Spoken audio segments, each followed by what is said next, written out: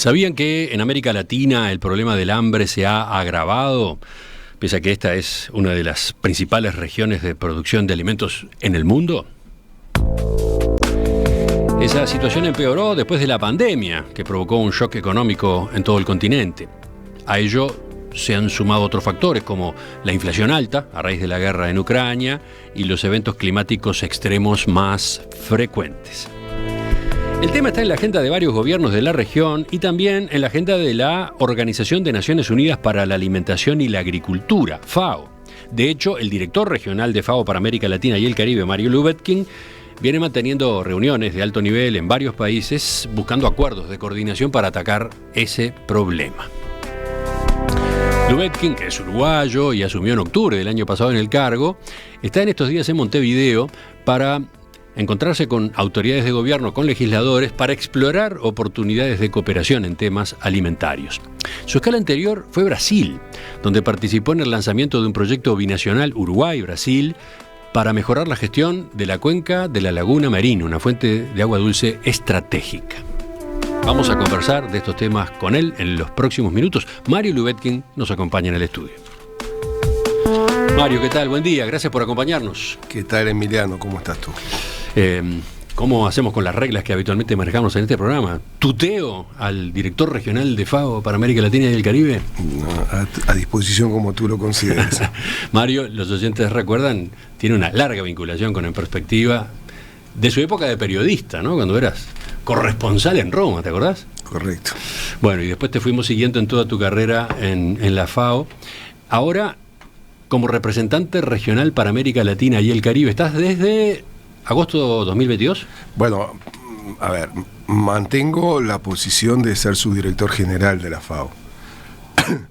Y además el director general me solicitó en el mes de julio que me trasladara a América Latina para asumir la dirección regional, que es el representante regional para América Latina y el Caribe, y cubrir las acciones de la organización para los 33 países de la región. Ajá, ¿y qué implica este cambio? Entonces, bueno, un cambio de vida para empezar, ¿no? De Italia a la zona, estás más cerca de Uruguay, pero además implica, efectivamente, desde el punto de vista físico, haberme trasladado a Chile después de muchísimos años que estaba en Italia, e implica también un proceso bien interesante de relatinoamericanización, si bien siempre fui profundamente latinoamericano, pero creo que llegué en un momento muy especial, tanto del mundo como de la región, lo que determinó que estos pocos meses en los que estoy en mi nueva responsabilidad ha sido extraordinariamente dinámico y cambiante, lo que me ha puesto nuevos desafíos que espero cumplir y que sirvan para las sociedades de la región con resultados concretos, porque eso es lo que se trata ahora. ¿Cómo está la región en cuanto a problemas de hambre, de inseguridad alimentaria? Yo adelantaba algo recién. Correcto, yo creo que la tendencia sigue siendo negativa de los últimos años. Si nos limitamos a las cifras, estamos hablando de que en este momento, según nuestras cifras, que son las cifras de referencia a nivel global, regional y local país, estamos en la región con cerca de un poquito más de 56 millones de personas que pasan hambre, que, como tú dices, aunque sea uno que pasa hambre es un escándalo, y si son 56 millones, que representan más del 8% de la población de la región, es un elemento alarmante, a lo cual le agregas el hecho de que antes de que empezara el COVID, los niveles de hambre de América Latina iban sobre los 43 millones, eso significa que durante el COVID aumentó en un 30%, por lo tanto, ahí está uno de los efectos dramáticos de un momento dificilísimo como es el COVID, y que hoy lo vemos como el post-COVID y que todavía no tenemos todas las consecuencias, pero va dentro de una tendencia global, no es que está aislado del resto del mundo, en el cual hay más de 828 millones de personas que pasan hambre, con un crecimiento de más de 100 millones del periodo del pre-COVID a esta fase. Y también yo creo, no para hacer una ensalada de números, pero hay algunos números también muy marcantes, del tipo que se mantiene la tendencia a que no solamente una parte de la población no come, sino que no comen bien. y ambos elementos hoy son claves. A ver, ahí pasas al otro concepto, el de inseguridad alimentaria. Al tema de nutrición. En el sentido de que, fíjate que a nivel global, los números que nosotros tenemos es de que hay más de 2.100 millones de personas que no se alimentan correctamente. Y en América Latina hay más de 130 millones que no se alimentan correctamente. Y por otro lado, llevando de la mano de la indicación de que no se alimentan bien, cerca del 24% de la población adulta de América Latina es obesa o tiene sobrepeso. Y lo más dramático, que el 7.5% de los niños menores de 5 años son obesos o tienen sobrepeso. Lo que está claro para el oyente, lo que significa, muchachitos de esa edad, lo que va a ser el recorrido de vida, las dificultades de salud que van a tener y por lo tanto el costo para la sociedad para poder apoyarlos a lo largo de sus vidas, porque se parte de la peor forma. Estamos hablando por un lado de hambre, por otro lado de malnutrición, y dentro del caso de malnutrición encima todavía esto, obesidad, ¿no? A nivel global estamos hablando de 700 millones de obesos. Fíjate, estamos hablando de 800 y tantos millones de personas que pasan hambre. Por lo tanto, esas son las nuevas tendencias de cómo está planteado el tema del hambre, porque eso es parte del concepto del hambre. La obesidad es la comida chatarra, la obesidad es comer de alguna manera porque quizás las condiciones económicas no habilitan otro tipo de alimentación, o inclusive los aspectos educativos no están habilitando otro tipo de educación. Y ahí entramos, Emiliano, el tema más importante, que es cómo hay que ver hoy el tema del hambre, y si el tema del hambre debe ser como aparecían en esas fotos de hace tantos años de un muchachito prácticamente piel y hueso, ¿no?, que con un platito de arroz resolvía el problema. Y hoy esa fotografía estaría completamente fuera de la concepción de lo que es asegurar. Hoy nos asegura la seguridad alimentaria, o se sale de la inseguridad alimentaria, como decimos nosotros. Vamos a una transformación de los sistemas agroalimentarios sin pensar en elementos de producción, de ambiente, de salud, de educación, de economía. Todos esos aspectos son parte del mismo esfuerzo para resolver el tema del hambre. Antes no estaba planteado de esa manera. Está bien. Y acá vamos entonces a un análisis más a fondo, porque yo mismo en la introducción manejaba, a propósito del agravamiento de los problemas de hambre en América Latina, factores como la inflación por la guerra en Ucrania, los eventos extremos en materia de clima, la caída de la actividad económica que había venido debido a la pandemia. Pero acá estamos en estos casos, en estos frentes que tú estabas abriendo recién, y estamos hablando ya de razones más estructurales, ¿no? Nada coyunturales. Porque el problema la seguridad alimentaria se instaló como un tema estructural en el mundo en este momento. Nunca como ahora, la preocupación del ciudadano y la preocupación del gobernante, de la mayoría de los gobernantes, es afrontar el tema de la seguridad alimentaria. Hoy es uno de los grandes temas de definición a nivel global. Lo es, como lo es el tema ambiental, como lo es la crisis energética, como lo es la crisis económica. A ver, por las dudas, antes de seguir, una mínima definición. Seguridad alimentaria, inseguridad alimentaria. Seguridad alimentaria, si lo ponemos strictus sensus, es lo que nosotros definimos como hambre o subalimentación, que es una sensación física incómoda o dolorosa causada por un consumo insuficiente de energía alimentaria. Y si vamos a lo que definimos como inseguridad alimentaria grave o moderada, la podemos definir como son las personas que carecen de acceso regular a suficientes alimentos inocuos y nutritivos para un crecimiento y desarrollo normal y para llevar una vida activa y saludable. No hay ninguna definición, simplemente es un marco para que quede más claro. Permite entender de qué estamos discutiendo, más allá de lo que es más obvio, el hambre, digamos, ¿no? Acá estamos ante un concepto complejo. Pero que es el único concepto que puede garantizar la salida del hambre. O sea, ese es el punto. O sea, si no hay... lo iremos develando en los diferentes aspectos del programa. Si no, cuando nosotros hablamos de que la solución, y lo discutí ayer en la comisión especial en el Parlamento que está discutiendo las leyes sobre seguridad alimentaria, donde participaron, por lo que entendí, representantes de todos los partidos políticos, senadores, diputados. Fue una muy buena discusión.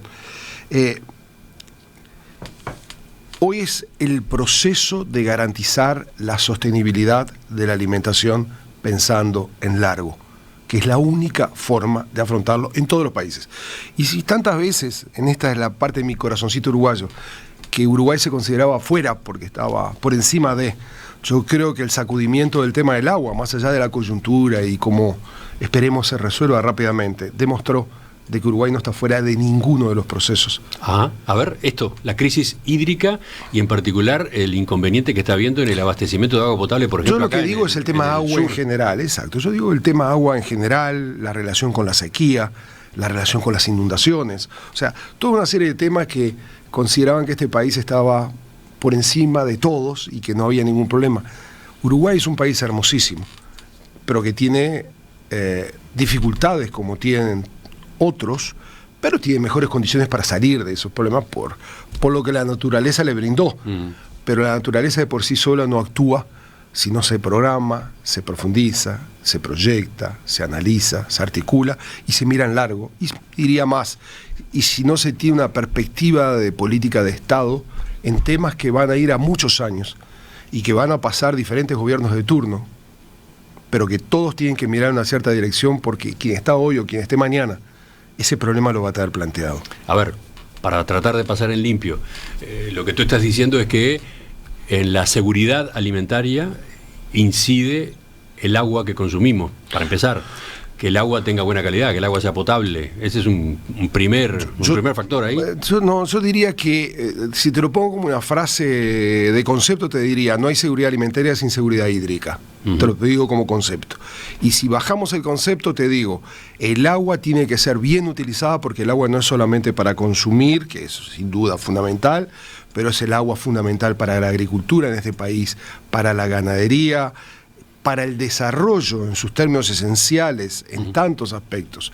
Y por lo tanto tiene que ver con el desarrollo económico del país, que va mucho más allá de eso. No es el tema, como escuché por ahí, de un lavado de una vereda. No. Estamos hablando del agua para que garantice estabilidad a este país. Tú sabes perfectamente, Emiliano, que hay países en el mundo que el agua se ha transformado en elemento de guerra entre países, o el agua se ha transformado en elemento de conflicto interno entre los países, ¿correcto? Los cálculos nuestros nos indican que al menos hay 240 millones de personas que están en lo que nosotros llamamos estrés hídrico.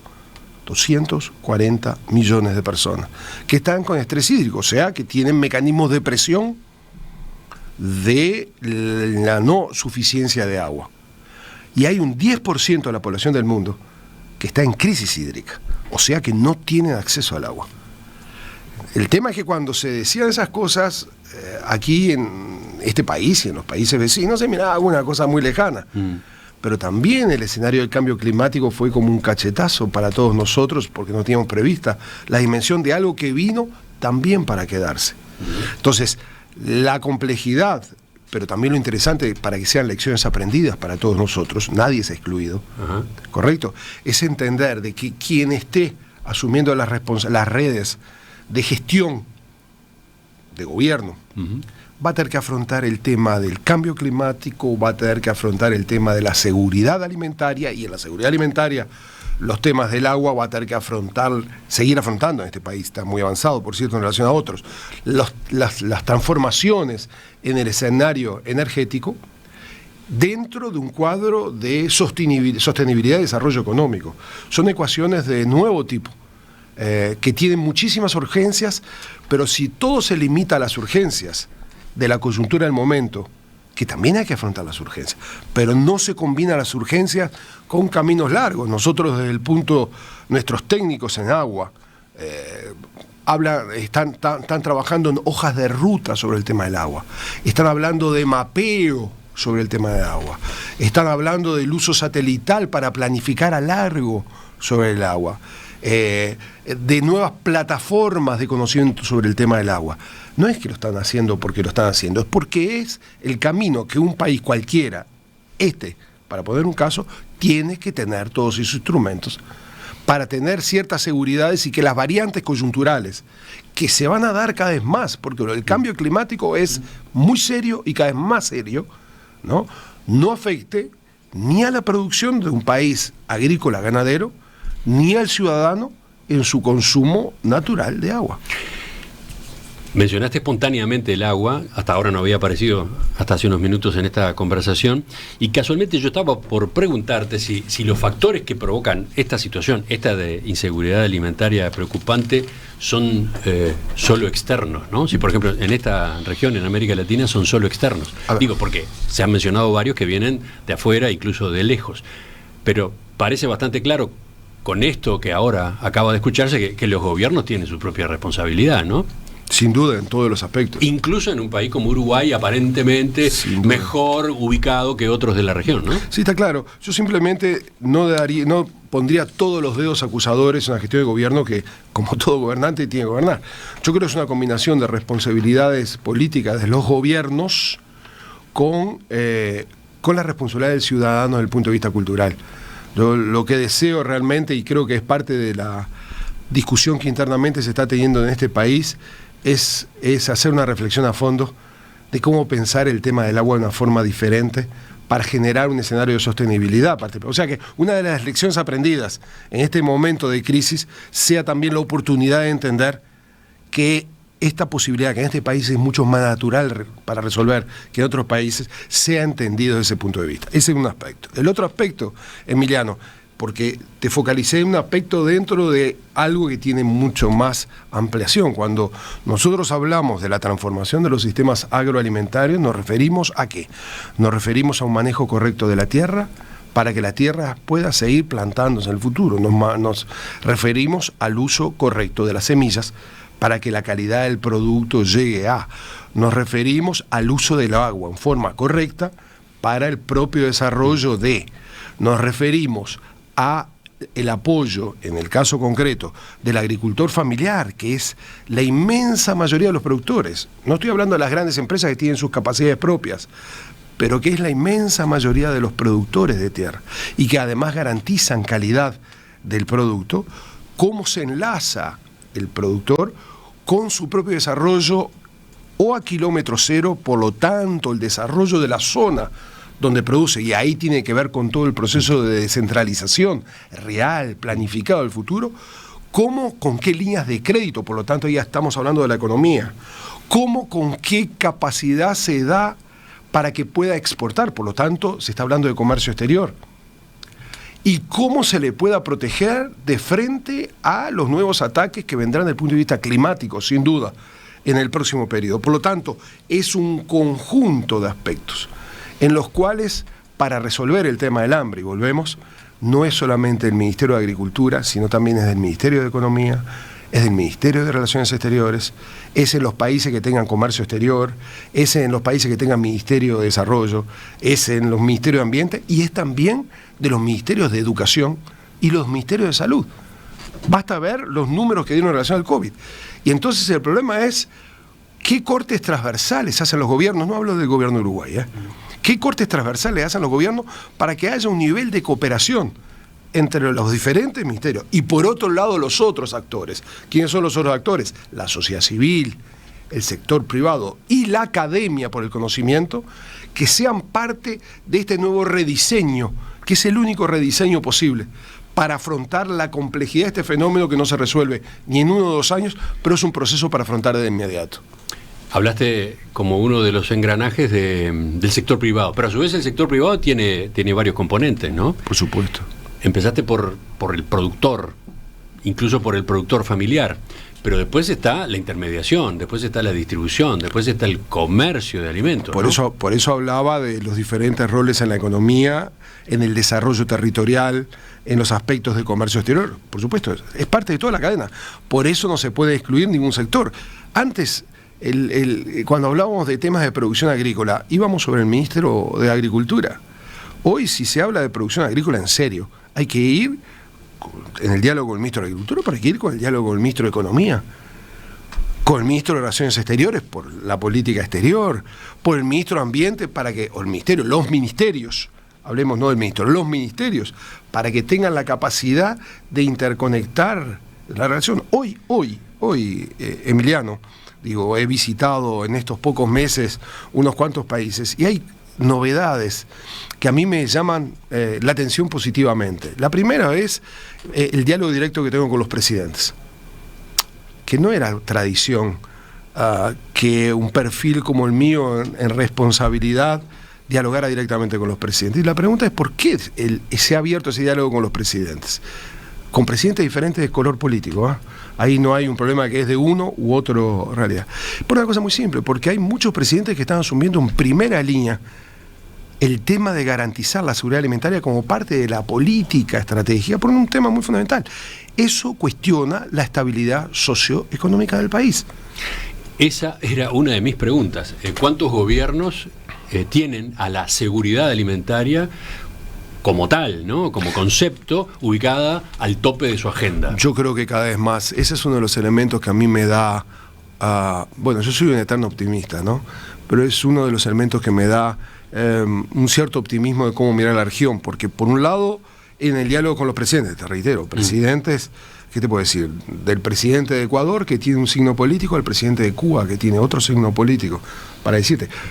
Pero los mensajes y los diálogos tienen contenidos parecidos de ambos lados. De ambos lados.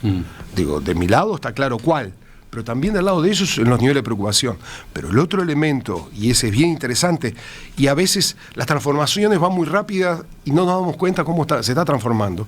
Yo en este periodo habré visto a 60 ministros. Pero no a los ministros de Agricultura. Yo he visto a los ministros de Agricultura, pero he visto a tantos ministros de Economía, he visto a tantos presidentes de bancos centrales, he visto a tantos ministros de Ambiente, tantos ministros de Educación. O sea, empieza a haber, es interesante porque empieza a haber cada vez más una comprensión de que esto no es responsabilidad de uno, pero que al mismo tiempo lo que no hay es la reorganización de los estados y de los gobiernos para entender cómo ellos mismos hacen sus cortes transversales. Y muchas veces somos nosotros los facilitadores de ese corte transversal. ¿FAO juega un papel en ese sentido? Pero de hecho sí, porque cuando yo me encuentro con el ministro de Economía, le facilito el diálogo con el ministro de Agricultura. ¿Correcto? Es raro. Pero es parte, claro, pero como empieza a desarrollarse naturalmente y no es parte de una planificación, sino de una necesidad. A ver, te lo pongo de esta manera, Emiliano, y ayer se los comentaba a los señores parlamentarios, ¿correcto? Ahora estuve en Guatemala en la cumbre mundial, en la cumbre de los países del Caribe, ¿correcto? Ahí hice una sola conferencia de prensa. ¿Con quién la hice? Con el ministro de Economía. ¿Sobre qué? Sobre un tema de microcrédito para productores rurales. Unos pocos días antes, en República Dominicana, allí me encontré con el presidente de Uruguay, en esa, donde estaban, combinaba con la reunión del CEGIP, de los países iberoamericanos, nosotros firmamos acuerdos estratégicos a 4 años con los diferentes países, a partir de la elaboración de los técnicos de los gobiernos y los técnicos de la FAO, pensando en planificación estratégica en los 4 años. Y en ese acuerdo, fue el primer acuerdo que yo firmé, donde de contraparte estaba el ministro de Economía, el ministro de Relaciones Exteriores, el ministro de Ambiente y el ministro de Agricultura. ¿Con qué país era? República Dominicana. Pero esa es la tendencia. Ahora yo estoy yendo a firmar el acuerdo con Bolivia y va a tener exactamente lo mismo. Y lo voy a firmar con Venezuela y tiene exactamente las mismas características. O sea, algo que empieza a ser normal es excepcional. Pero bienvenido que deje de ser excepcional para ser normal. Cuando hablamos de seguridad alimentaria, hoy están todas las cadenas que tienen que ser parte de este proceso. Si no, no lo vamos a resolver. Es un proceso, es un proceso. Vamos a ver cómo eso se determina en los números. Los números ahora son malos, sin duda. Y el gran desafío es no solamente hacer un diagnóstico de todos estos números que hemos hablado y que podemos ir hablando, sino dónde están las soluciones para salir de este problema. Y ese es el gran desafío que lo tienen todos. Enseguida, cuando retomemos la entrevista, me gustaría ver, a partir de todo este marco general, qué objetivos tiene la visita oficial acá, a Uruguay. Me gustaría saber cómo es esto del proyecto binacional Uruguay-Brasil para la cuenca de la Laguna Merín, donde el director regional de FAO estuvo hace muy pocos días. Por ahí iremos. Estamos esta mañana en Perspectiva con Mario Lubetkin, representante regional de la FAO para América Latina y el Caribe. La inseguridad alimentaria en América Latina se ha agravado, pese a que esta es una de las principales regiones productoras de alimentos en el mundo. El tema está en la agenda de varios gobiernos en la región, también de la FAO, la Organización de Naciones Unidas para la Alimentación y la Agricultura. Por eso estamos conversando esta mañana con el director regional de FAO para América Latina y el Caribe, el uruguayo Mario Lubetkin, que viene de gira y está en estos días en Montevideo. Mario, Lito Lubetkin, tengo comentarios y preguntas de los oyentes, algunos a propósito del concepto este de seguridad alimentaria y otro concepto, soberanía alimentaria. Señalan, es imprescindible incorporarlo en el análisis. ¿Tú qué dices? Yo lo que digo es que hay países de América Latina efectivamente que señalan el tema de soberanía como referencia. Yo creo que nada de lo que estoy diciendo yo va en contra del concepto de soberanía, simplemente que no hay un escenario de consenso en la región. Lo que sí está claro es ¿Hay un debate ideológico en ese sentido? No llega a haber un debate ideológico, hay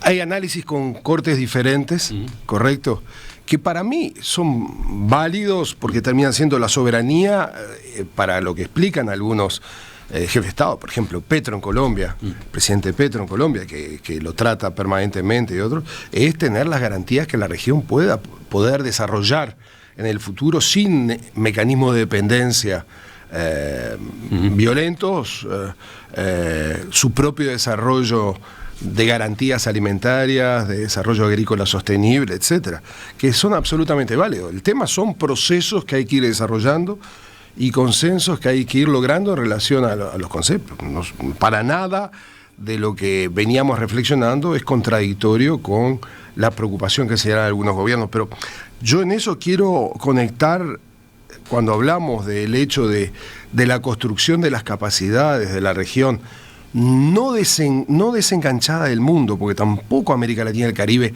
ni puede ni debe desengancharse del mundo, porque el mundo es mucho más complejo y América Latina y el Caribe debe ser parte de ese esfuerzo. Te lo señalo desde dos puntos de vista. Uno, la enorme preocupación, que también tiene que ver con aspectos de soberanía, de el proceso inflacionario que hay en América Latina y cuánto está pesando el costo de los productos alimentarios. Según los datos que nosotros tenemos, los productos alimentarios pesan en un 11% de los paquetes inflacionarios por país, promedio, ¿no? Más, menos, que es muy superior al del mundo, porque el mundo está en el 8% de cuánto pesa el producto alimentario dentro de la inflación. Por lo tanto, estamos hablando de procesos que no son simples, inclusive a tal punto no son simples, pero también que marca una nueva realidad, es que un conjunto de presidentes con una acción sin antecedentes, primero decidieron juntarse en 10 días, estoy hablando de 12, 13 jefes de Estado, para empezar a discutir ellos personalmente en 3 horas cómo afrontar el tema de la inflación y de la protección, y también, si lo queremos hablar de cierto concepto, cómo generar soberanía propia en el ámbito regional, que es un proceso que inició como tantos procesos han iniciado y que yo creo que no se desconecta con otra cosa que también es increíble y nunca había pasado antes, que es que la próxima semana va a haber una especie de retiro de presidentes en Brasil con la presencia de los 9 presidentes sudamericanos, cosa que nunca existió antes, para reflexionar sobre estos y otros temas. Integración latinoamericana. Usemos la palabra integración, es el retiro para entender hacia dónde. Sí, perfecto, puede estar discutiéndose lo de UNASUR, pero se van a discutir los nudos centrales, no las formas de, sino los instrumentos. Espero, no sé, los presidentes sabrán lo que tienen que hacer, pero lo que digo son novedades absolutas que nunca habían pasado. Entonces, por un lado hablo del tema de inflación, por otro lado hablo de los efectos de la guerra. También volvemos al tema de la seguridad o de la soberanía, si se quiere. O sea, la guerra a nosotros, al menos en América Latina y el Caribe, va a golpearnos por 2 lados, o nos está golpeando ya por 2 lados. Primero, en el aspecto de los fertilizantes, porque el 85% de los fertilizantes que se usan en la región son importados sobre todo de las zonas donde hoy hay guerra. Y lo segundo, los cereales, porque hay entre 13 y 26 países de la región que tienen una dependencia muy fuerte de los cereales que vienen de esa parte del mundo. Yo creo que son desafíos extraordinarios de empezar a que la región tenga otros niveles de producción de fertilizantes, son desafíos extraordinarios que la región tenga otra capacidad de negociación interna de los temas de los cereales sin que tengan que venir de otras partes del mundo. Pero el dato de la realidad hoy es esto, y los procesos de transformación pasan por decisiones políticas, por inversiones económicas, por procesos, por procesos. Y desde ese punto de vista, ¿dónde digo que golpea? Nosotros tenemos una realidad que es el principal importador, que es Rusia, que desde el punto de vista de la producción no tiene ningún problema, pero fruto de las sanciones, nosotros sabemos que los productos que pueden llegar a esta parte del mundo van a llegar aumentados, notablemente por los costos indirectos que genera la llegada de esos productos, además de que hay que garantizarlo, las llegadas en los volúmenes. ¿Estás hablando de qué productos? Los fertilizantes. Los fertilizantes. Rusia como productor de... Exacto, como exportador. Y también Ucrania, que es exportador. Pero en el caso de Ucrania, en el caso de Rusia, sin duda hay un efecto sanciones. Y eso tiene que ver con los precios, porque finalmente depende con qué precio llegan los fertilizantes acá, los productores lo saben perfectamente, determinará finalmente cuál es el producto final que se pagará en el supermercado o en la feria. Correcto, así que algo que está en el supermercado de la feria viene desde allá lejos también. Y el otro es el tema de los cereales, pero ahí también está el tema que no sabemos perfectamente, cuál es el nivel de producción que hoy tiene países como Ucrania. Ucrania sigue produciendo desde el punto de vista agrícola. Nosotros lo estamos apoyando técnicamente a los agricultores de zonas de Ucrania, pero no sabemos cuánto del territorio ucraniano está en un nivel de producción alta, no sabemos cuál es el nivel de migración de las zonas alteradas por la guerra hacia otras zonas, no sabemos cuántas son las zonas de minado. Entonces, los técnicos nuestros dicen lo siguiente, que en el 2022 no había duda de que el mundo tenía la capacidad de producir y garantizar la producción para las 8.000 millones de personas que hay actualmente. Lo que nosotros decimos es que hay tantas variantes este año, que es los efectos del COVID, la guerra, los brutales efectos ambientales, que no garantizan, no quiere decir que no se llegue, que no garantizan el escenario de producción total para los 8.000 millones, que además no consume los 8.000 millones porque ahí estamos hablando de los temas malos de distribución, de los escenarios económicos de capacidad de consumo y de otros aspectos de los desperdicios alimentarios, que es casi un tercio de la producción alimentaria, que naturalmente al final eso no llega, pero por lo menos lo que estaba garantizado en todos estos años era los niveles de producción, que para este año hay puntos de interrogación y para el futuro depende del propio desarrollo. O sea, hay una combinación de factores explosivos que nunca antes tuvieron. El COVID, guerra, cambio climático y lo que se arrastra históricamente desde el punto de vista de los desequilibrios socioeconómicos para la población han determinado que este sea el peor momento y los elementos son muy fuertes. Y eso es diagnóstico. Y eso es realidad, exacto. Eso es realidad con desafíos hacia, donde efectivamente una palabra que tú utilizaste, que es integración, yo te la usaría de la siguiente manera. Siempre se habló de integración en tantos aspectos, pero yo creo que nunca como ahora es clave la integración de los países de la región, América Latina y el Caribe, para afrontar los temas de la seguridad alimentaria. Porque también cuando hablamos de América Latina, no podemos hablar de una América Latina y Caribe. Hay muchas América Latinas y el Caribe. Si lo queremos hacer un corte a tres, nosotros empezamos con el Caribe, donde hay un país que está en una situación absolutamente desesperada, que es Haití, que cuando hablas de los promedios de los números que yo dije, es un país que tira para abajo los números. Cuando hablas del Caribe, te encontrás con una región que no está pasando hambre, pero que sin duda está terriblemente afectado porque el turismo los destrozó durante el periodo del COVID y no han logrado recuperar. Y ellos evalúan que no pueden recuperar, entre otras cosas, porque los niveles de transportación se han agravado. Todas las compañías aéreas locales de ellos se han ido cerrando, por lo tanto ha aumentado el nivel de costo para llegar a esos países. Pero para que no haya hambre, ¿qué es lo que ha aumentado en esa zona? La obesidad. Por lo tanto, la comida chatarra, por lo tanto, la comida barata. Si nosotros miramos en promedio costo para comer bien, promedio costo en América Latina para comer bien, nosotros necesitamos $3.89 por día. Entonces la pregunta es ¿cuántas personas tienen $3.89 por día? Está claro, Uruguay no es 3.89, porque ahí vuelvo a decir, está Haití, el Caribe, etcétera, pero es 3.89, que es superior a los promedios de otras regiones, que están, promedio mundial es 3.50 y poquito, correcto. Entonces, ahí están las realidades concretas, y ahí no solamente se interviene desde el punto de vista de producción, sino también tienen que intervenir la economía, tienen que intervenir otros factores, para poder bajar, porque si no nosotros estamos hablando de nutrición, necesitamos otros niveles de nutrición en el mundo para garantizar la estabilidad de las sociedades, pero también tenemos que darles condiciones a las mismas sociedades para que tengan la capacidad de acceso, no a la comida chatarra, sino a comidas que les permitan generar lo que yo señalaba antes en la definición de estos temas. Juntos pensamos en vos, en lo que necesitas para seguir viviendo la vida como te gusta, tranquilo. Y Secom y el Hospital Evangélico quieren que tengas siempre la mejor compañía. Por eso ahora podés afiliarte al primer servicio de compañía de Uruguay y el mundo. Y si sos socio por FONASA, tenés beneficios especiales. Secom y Hospital Evangélico. Se siente bien vivir tranquilo. Casi en el final de la entrevista con Mario Lubetkin, subdirector general de FAO y representante regional para América Latina y el Caribe, me gustaría aterrizar en una actividad de esta semana. Lubetkin participó del lanzamiento oficial de un proyecto binacional Uruguay-Brasil para mejorar la gestión colaborativa de la cuenca de la Laguna Merín. El acuerdo se había firmado el año pasado, ahora la puesta en marcha se desarrolló en Pelotas, en Río Grande do Sul. ¿Por qué es importante para la FAO ese acuerdo, esa cuenca en particular? El acuerdo se firmó el año pasado del lado uruguayo. Del lado brasileño se firmó este año, por eso nosotros esperábamos la firma del lado brasilero para hacer un evento conjunto. Primero, algo que descubrí en este país, en estos pocos días de visita, que aparte la puedo hacer porque estuve en la Laguna Merín, que es el hecho que es el primer acuerdo binacional de la gestión de este gobierno, como es el primer acuerdo binacional de la gestión del gobierno brasilero.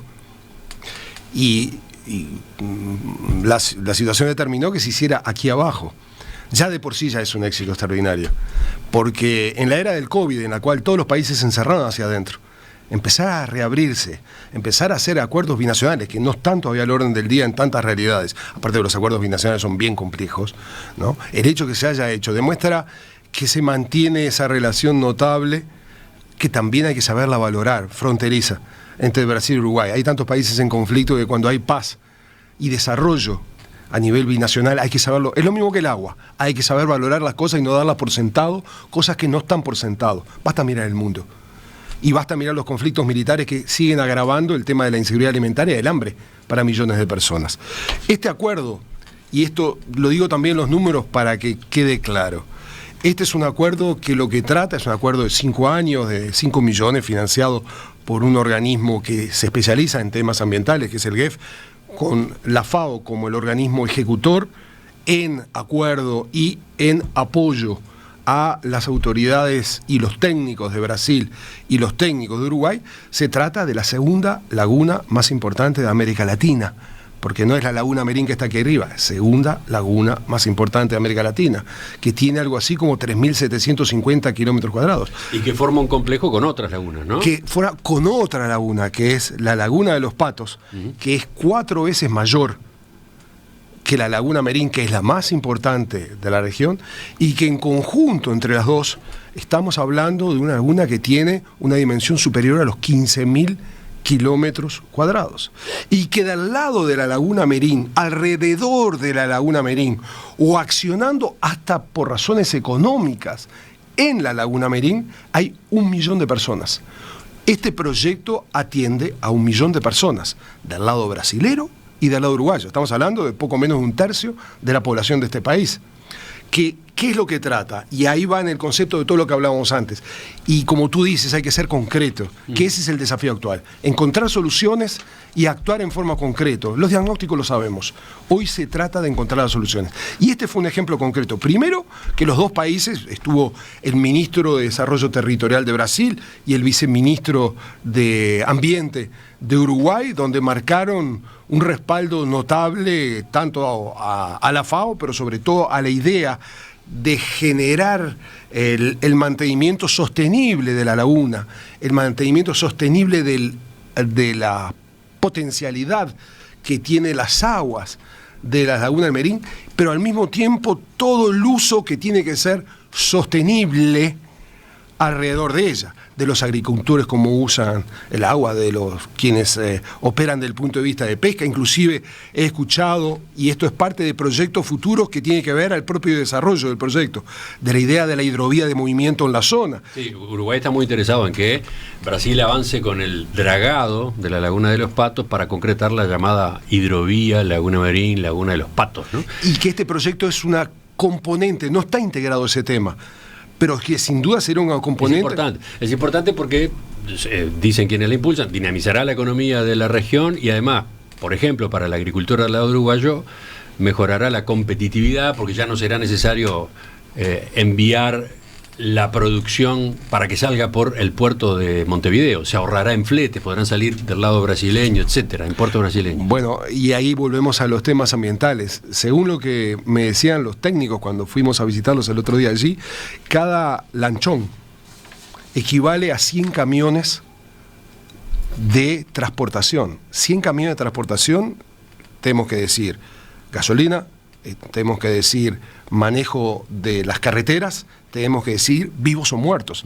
O sea, no es poca cosa. Reitero, no es parte de este proyecto, pero este proyecto tiene que dar las garantías del desarrollo sostenible, y de este millón hay que tomar en consideración que hay entre 150.000 y 200.000 personas que viven en relación a la economía relacionada a las aguas de la Laguna Merín, y de los cuales hay por lo menos 90.000 mujeres relacionadas a eso. Por lo tanto, estamos hablando de materia viva, de realidad concreta, para facilitar escenarios siempre que haya sostenibilidad. Había un parlamentario que en la comisión ayer decía, sí, pero aquí interactúa la industria.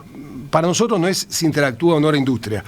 Nosotros tenemos que ser garantías de sostenibilidad, pensando en el futuro, en el mantenimiento de la laguna, que es un patrimonio de Uruguay, es un patrimonio de Brasil, pero es un patrimonio de la región. ¿El acuerdo producirá efectos concretos? Bueno, eso es lo que está planteado. Ahora empezamos, y desde nuestro punto de vista, tiene que transformarse en un modelo, porque lagunas en la región hay muchas, no de esta dimensión. Y el éxito de esto hay que pensarlo no solamente a facilitar la vida de ese millón de personas en la zona, sino pensar en que este es un modelo sostenible y estratégico para el desarrollo en otras realidades. Te noto entusiasmado con este acuerdo. ¿Dos palabras para terminar? No, lo que me notás es que estamos en una fase en la cual tenemos que pasar de las palabras a los hechos. Hay una palabra mágica que está en mi pensamiento, en mi acción todo el tiempo. Hay que ser tangibles. Es la hora de ser tangibles a todos los niveles, porque los tiempos corren y las situaciones no esperan por nosotros. Mario Lubetkin, representante regional de FAO para América Latina y el Caribe, con sede en Santiago de Chile. Gracias por acompañarnos esta mañana. Nos mantenemos en contacto, contigo directamente o con la oficina de la FAO acá en Uruguay, ¿no? Correcto, con la oficina aquí.